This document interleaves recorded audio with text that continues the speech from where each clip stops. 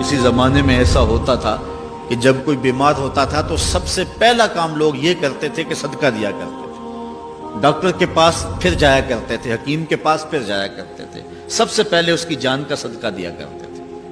صدقہ قضا کو بدل دیتا ہے، تقدیر کو بدل دیتا ہے۔ صدقہ سے اپنے مریضوں کا علاج کرو۔ اصل ڈاکٹر کے پاس جانا، علاج کروانا سنت ہے، اس کی ممانعت نہیں ہے، لیکن یہ بات ہمیشہ ذہن میں رکھیے گا کہ ڈاکٹر کے پاس دوا ہے، شفا نہیں ہے، شفا اللہ کے دستے کرم میں ہے۔ اس لیے جب بھی بیمار ہو جاؤ تو پہلے صدقہ کرو اور پھر ڈاکٹر کے پاس جاؤ، اللہ اس صدقے کی برکت سے ڈاکٹر کی دوا میں شفا رکھ دے گا، کیونکہ شفا تو اس کے حکم میں ہے نا، چیزوں میں تو شفا نہیں ہے، وہ تو اس نے حکم جہاں دے دیا وہاں شفا ہے۔ حضرت موسیٰ علیہ السلام کے پیٹ میں درد کا احساس ہوتا ہے تو کوہ طور پہ چلے گئے، کیسے جلیل القدر نبی تھے، اللہ سے ڈائریکٹ رابطے تھے، اور جا کے کہا مالک میرے پیٹ میں درد ہو رہا ہے۔ اللہ اکبر۔ گھر کے نجی معاملے بھی رب سے ڈسکس کرتے تھے، اور کوئی جو ہے وہ ایسی چیز ہوتی وہ بھی رب سے ہی عرض کرتے تھے۔ کہا میرے مالک میرے پیٹ میں درد کا احساس ہو رہا ہے، دوائی کی پوری لینی ہے تو وہ بھی جا کے کوہ طور سے رب سے ہی لیتے تھے۔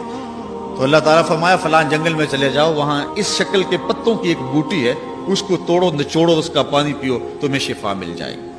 حضرت موسیٰ علیہ السلام گئے اور جا کے بوٹی کو توڑا، نچوڑا، پانی پیا، شفا ہو گئی۔ کچھ عرصہ بیتا، دوبارہ اسی طرح کا درد جاگا۔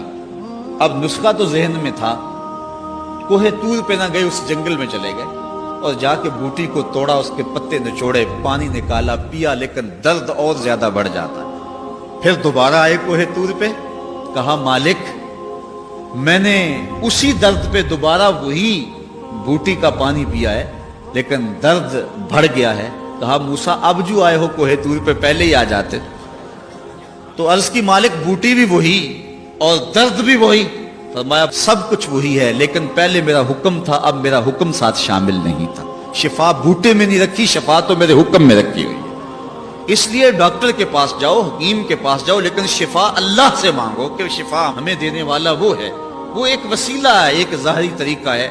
تو حضور علیہ الصلوۃ والسلام، اللہ اکبر، کیا خوبصورت ارشاد فرما رہے ہیں، حسنوا اموالکم بالزکات، اپنے اموال کو زکوٰۃ سے پاک کرو اور اپنے مریضوں کا علاج صدقے سے کرو۔